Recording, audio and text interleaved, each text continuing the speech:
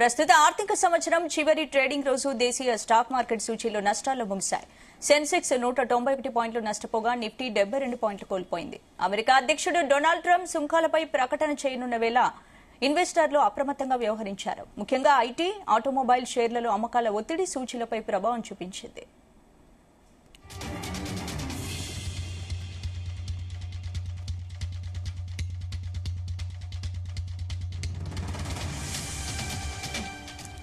సెన్సెక్స్ ఉదయం 77,690.69 పాయింట్ల వద్ద స్వల్ప లాభాల్లో ప్రారంభమై చివరికి 191.51 పాయింట్ల నష్టంతో 77,414.92 వద్ద ముగిసింది. నిఫ్టీ సైతం 72.6 పాయింట్ల నష్టంతో 23,519.35 వద్ద స్థిరపడింది.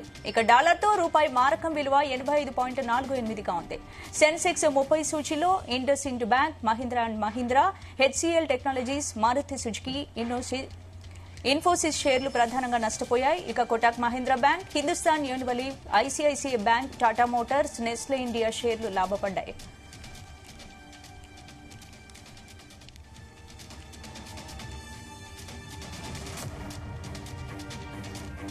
అంతర్జాతీయ విపణిలో బ్రెంట్ క్రూడ్ బ్యారెల్ ధర $74 వద్ద ట్రేడ్ అవుతుండగా బంగారం ఔన్స్ $3,077 వద్ద కొనసాగుతోంది.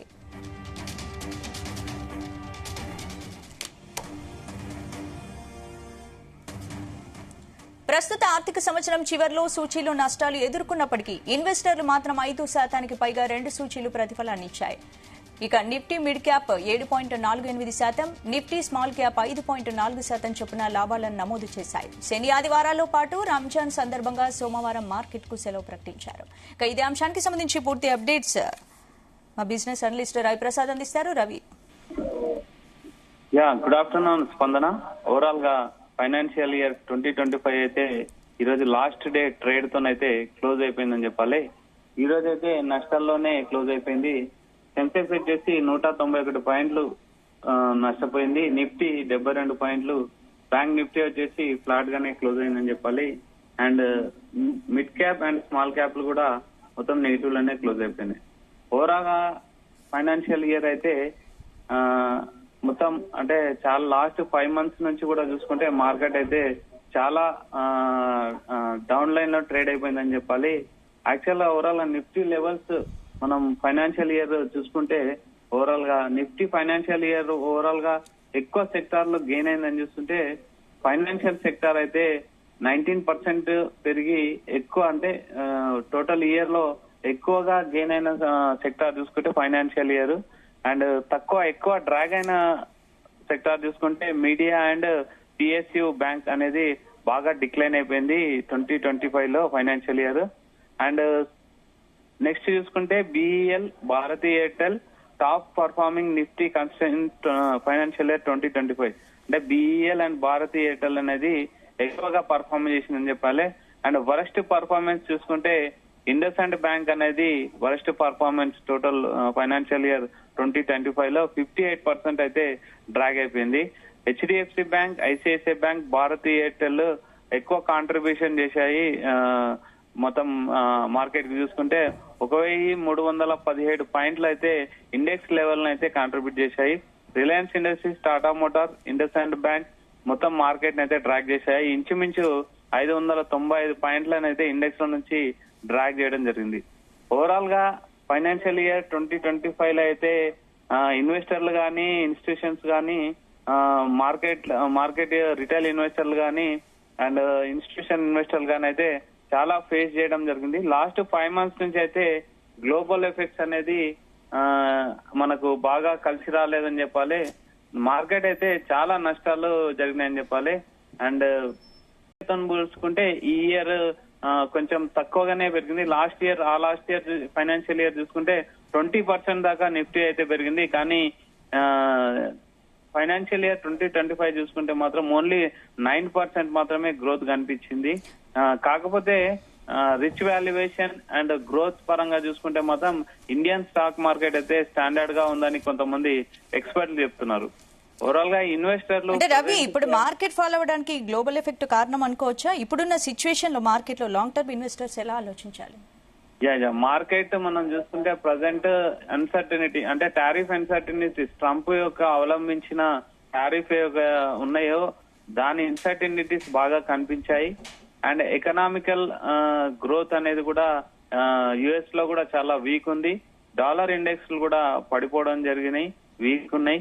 అండ్ ఓవరాల్ గా రిసిషన్ వచ్చే అవకాశం ఉందని గ్లోబల్ వైజ్ చెప్తున్నారు. అండ్ ట్రేడ్ వార్ నడుస్తుంది ప్రజెంట్. అండ్ ఉక్రెయిన్ వార్ కూడా ఒక ఎఫెక్ట్ ఉంది. ఓవరాల్ గా ట్రేడ్ వార్స్ యొక్క ప్రభావం అయితే స్టాక్ మార్కెట్ పైన గ్లోబల్ వైజ్ గా ఉంది అండ్ లోకల్ వైజ్ గా కూడా చాలా ఉందని చెప్పాలి. అయినా సరే మన స్టాక్ మార్కెట్, మన ఇండియన్ స్టాక్ మార్కెట్ అయితే కొంచెం మంచి పర్ఫార్మెన్స్ లో ఉందని ఎక్స్పర్ట్ల యొక్క అంచనా.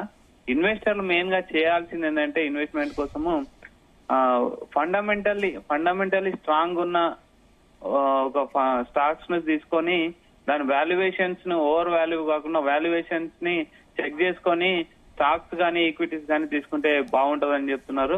అండ్ ఇంకోటి చెప్పండి ఏంటంటే లాంగ్ టర్మ్ ఇన్వెస్ట్మెంట్లు చేయాల్సింది ఏంటంటే అంటే మనం చేయాల్సిన ఫండమెంటల్ స్ట్రాంగ్ ఉన్న ఎక్కువ తీసుకోవాలి. డైవర్సిఫికేషన్ పోర్ట్ఫోలియోని ఎక్కువ అవలంబిస్తే కొంచెం బాగుంటుంది. అంటే ఒకటే దాంట్లో ఇన్వెస్ట్ చేయకుండా డిఫరెంట్ డైవర్సిఫికేషన్ చేస్తే పోర్ట్ఫోలియోలు స్ట్రాంగ్ లా ఉండొచ్చని ఎక్స్పర్ట్స్ చెప్తున్నారు. అండ్ మల్టీ అసెట్ స్ట్రాటజీస్ ని ఫాలో అయితే మాత్రం ఎక్సలెంట్ క్యాపిటల్ గెయిన్ ఉంటుంది మీ పోర్ట్ఫోలియో అని చెప్తున్నారు. అండ్ సెక్టార్ వైజ్ చూసుకుంటే IT banks and FMCG sector and ఇన్ఫ్రాస్ట్రక్చర్ల మీద ఎక్కువ కాన్సన్ట్రేషన్ చేసి ఫండమెంటల్లీ స్ట్రాంగ్ ఉన్న స్టాక్స్ ని షేర్స్ కానీ స్టాక్స్ ని తీసుకుంటే మనము గెయిన్ లో ఉండొచ్చు అని చెప్తున్నారు. ప్రజెంట్ మార్కెట్ అయితే ఒక 5 months నుంచి అయితే నెగిటివ్ లోనే ట్రేడ్ అయిపోయింది. లాస్ట్ ఈ వీక్ మాత్రం, ఈ మార్చ్ మాత్రం 5 months నుంచి క్లోజ్ అయిన 5 months నుంచి కంటిన్యూగా ఎవ్రీ మంత్ నెగిటివ్ లోనే క్లోజ్ అయింది. కానీ మార్చ్ మాత్రం దాన్ని బ్రేక్ చేసింది. ఆ నెగిటివ్ స్ట్రిక్ ని బ్రేక్ చేసి మార్చ్ ఎండింగ్ మాత్రం పాజిటివ్ లోనే క్లోజ్ అయిపోయింది. ఈ రోజు నెగిటివ్ లో క్లోజ్ అయిపోయింది కానీ మార్చ్ ఓవరాల్ గా ఎండింగ్ మాత్రం పాజిటివ్ మంత్ అని చెప్పాలి. నెక్స్ట్ ఏప్రిల్ మాత్రం రిజల్ట్స్ Q4 రిజల్ట్స్ వస్తాయి.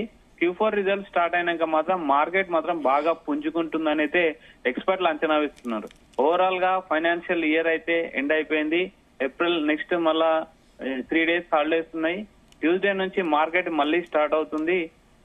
నెక్స్ట్ ఫైనాన్షియల్ ఇయర్ కూడా చాలా ఇన్వెస్టర్లకు కానీ ఇండియా వైజ్ కానీ మంచి లాభాలను ఇస్తుందని అయితే ఫైనాన్షియల్ మినిస్టర్ నిర్మలా సీతారామన్ గారు అయితే ఆశాభావం వ్యక్తం చేశారు. స్పందన. Right, thank you Ravi.